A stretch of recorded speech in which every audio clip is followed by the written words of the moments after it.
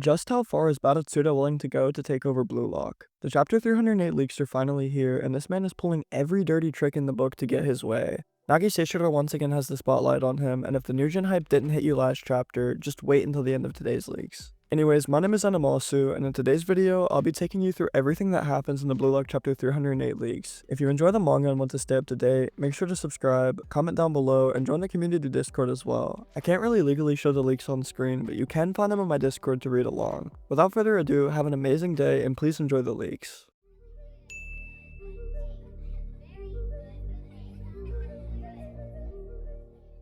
The Blue Lock Chapter 308 leaks begin with intro text which says, "To guide Japan to the World Cup victory, this man's objective is..." We then cut back to where we left off with the rain still pouring, and Baratsuda standing in front of Nagi with the creepiest grin on his face. He greets Nagi just like they're old pals, but Nagi just stares at him confused, still holding his bloodied hand from punching the door. Baratsuda is clearly expecting recognition, but Nagi just tilts his head and asks who the fuck bro could possibly be. Baratsuda immediately snaps, yelling at Nagi and pointing at himself, demanding to know how he's never seen him before, but Nagi doesn't react much and simply asks what he wants. Baratsuda leans back and starts monologuing, asking the boy if he truly wants to reach his maximum potential. He has undeniable talent and abilities, they just need to be honed and monitored. He tells Nagi that Ego made a mistake by dropping him out and asks if he's the only one who can see that. Nagi doesn't get what he's talking about, so Baratsuda starts explaining that while the minimum number of players for the U-20 World Cup is 23, the maximum is technically 26. As he walks towards Nagi, we get a visual of Baratsuda and Ego's past conversation. Baratsuda says that he agreed to fund Blue Lock under the condition that he gets to choose 3 players himself. In other words, Ego gets 23 players for the roster, but Baratsuda gets his own secret Baratsuda 3 through a hidden backdoor route. He then, of course, invites Nagi seishiro to become one of the 3. Nagi looks shocked by this while Baratsuda just holds out his hand, and we then get a visual of Ego's 23 and Baratsuda's extra little 3 like a chibi diagram. Baratsuda tells them that there are 3 conditions though. First, Nagi has to win a selection test designed by him specifically. Secondly, if he's chosen, he must hand over all future management and contracts to Baratsuda. He says from that moment on, Nagi's entire life will belong to him unless he dies, of course. Totally normal contract terms, by the way. Then he begins to list the 3rd condition. The next panel shows a holographic Ego getting riddled with bullets while Baratsuda spreads his arms as cash flies everywhere. He says that if Nagi returns to Blue Lock and plays to prove Ego's methodology wrong, it'll back Ego into a corner and allow Baratsuda to take full control of the project. We then get a visual of Baratsuda holding out his hand again with an aura resembling black tentacles. Meanwhile, Nagi just looks overwhelmed. He flashes back to moments with Isagi, ITOSHI and Ryo as he quietly wonders if he can really return to Blue Lock and be with them again. But then, he refuses.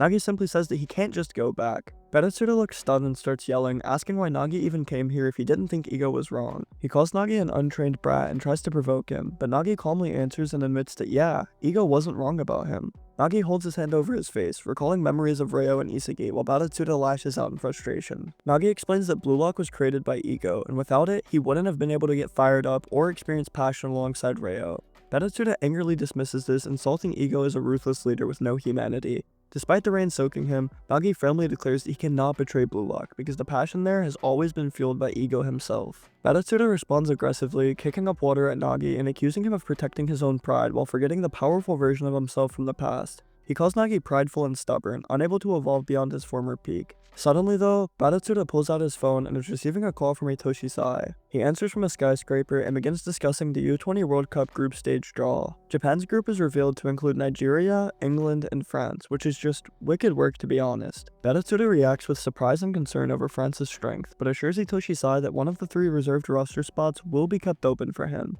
SAE makes it clear though that he does not intend to participate in the group stages and only wants to do one thing: face Bunny Iglesias in Spain in the later stages of the tournament, which is also just wicked. This man will only play on his own terms in every single match in the series, and when I say hate watching, I mean hate watching when it comes to Barca and SAE. The day you catch me supporting Real Madrid, even in a fictional setting, please just put me down. Anyways, Baratsuda accepts SAE's agreement and promises him a spot on the team after the group stage ends anyway. SAE, shown with a determined aura, says that he needs to change his mindset and insists that if Japan can't rise to the top without him, then their entire journey is meaningless. The chapter closes with SAE and Baratsuda continuing their conversation while Nagi quietly stands in the rain, contemplating everything. Sae declares that he will use Blue Lock as a stepping stone to achieve his dream, emphasizing that from now on, only the strongest egos will succeed in the upcoming U-20 World Cup arc. The outro text for today's chapter says, "The U-20 World Cup arc is full of speculation. Only those who desire victory can open up a new future." The upcoming Blue Lock chapter 309 is officially titled Reunion and is scheduled to drop on June 24th, with the leak expected to appear around June 23rd. From the title alone, it's easy to imagine we see a major reunion most likely between ITOSHI SAE and Rin, since they've been heavily teased as pivotal figures in the latest chapters. But it's not just limited to those two. There's also a strong chance that the title hints at something involving Nagi and Reo, especially considering how Baratsuda seems to be pushing Nagi back into the fold already. Could he just quietly integrate him into the squad for some bigger scheme? The way the story is unfolding makes me really curious about how all these character arcs are converging, because Nagi, Reo, and all the others have kind of been doing their own thing lately, and I'm excited to see how their paths cross again. No matter the case, with so many key players coming back into the spotlight, chapter 309 is shaping up to be a very interesting one in my eyes, and the U-20 World Cup arc as a whole. I have to say though, I find it genuinely wild how long they're dragging out Nagi's return to the manga.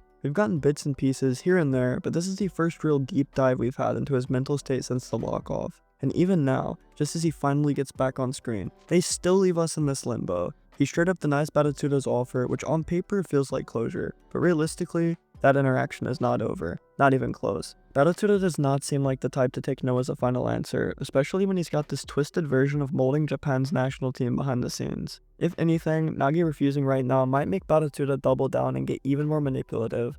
I wouldn't be surprised if he tries to use Reo as leverage, or even pressure Nagi through more gaslighting. The fact that this guy literally has a secret backdoor route to inject 3 players of his own into the roster is already insane. It's corrupt, sure, but it also gives him the power to completely shift the chemistry of the team, and throwing Nagi in there just to mess with the Blue Lock from the inside would fit his plan perfectly. And let's not forget what Nagi's headspace is right now. Very fragile. He still misses Reo, feels like a failure, and Baratsuda knows that. So even if Nagi said no this time, there's still a lot of room for things to get messy.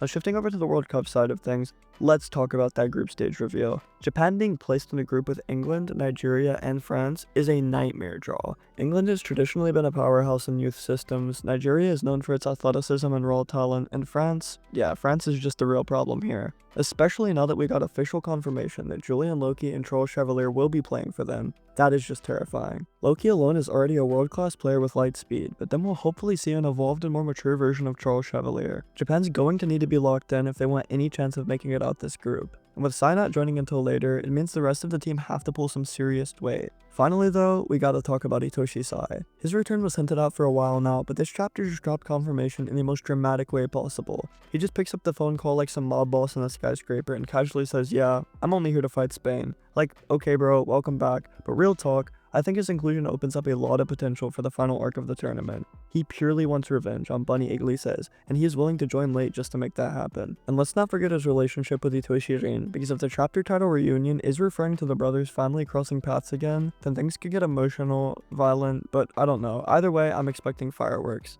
So yeah, chapter 308 gave us a lot to process, between Nagi's standoff with Baratsuda, the absolutely cracked World Cup group reveal, and Sae's return to the field. With us clearly heading towards the most stacked and chaotic arc in Blue Lock so far, let me know down below what you think's gonna happen next. Will Nagi hold his ground or get dragged deeper? Is France the biggest threat right now? And how do you see ITOSHI SAE shaking up the tournament once he steps onto the pitch? If you enjoyed the video, make sure to like, subscribe, and of course join the community Discord down below to stay caught up with everything Blue Lock. Thanks again for watching, and I'll see you in the next video.